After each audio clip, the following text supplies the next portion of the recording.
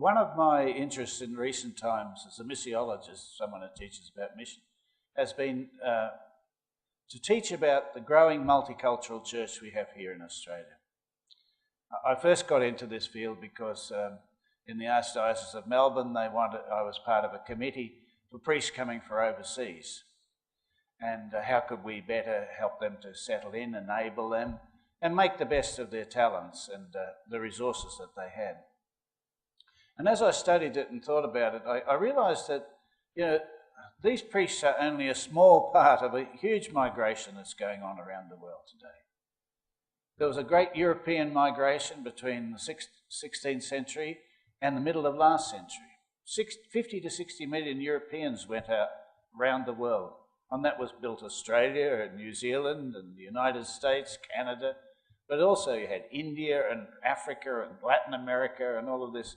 The whole hegemony of Europe in the world was built on this, but also so was mission. And so now we have these churches have become strong churches and they're sending people to us, but they're only part of a massive migration. Australia, 47% of all Australians today, according to the last census, were either born overseas or have a parent born overseas. And for the future, these priests who come from overseas, these religious who come from overseas, may be a great resource, a gift, if we can sufficiently kind of enable them to settle in and to learn of their resource, because we're going to need to be able to talk with people of multicultures, many cultures. And unless you have an insight into culture, which you can only get by being in another culture, we won't be able to successfully become a truly multicultural church.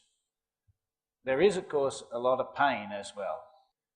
Some people succeed and some people don't. Not everybody can do it. But my hope is that congregations like the Redemptorists, who are bringing many people from overseas, especially from Vietnam and the Philippines, will be a resource for the church because they will model how this can be done, but also they will have sensitivities and insights that might help us in becoming a truly multicultural church.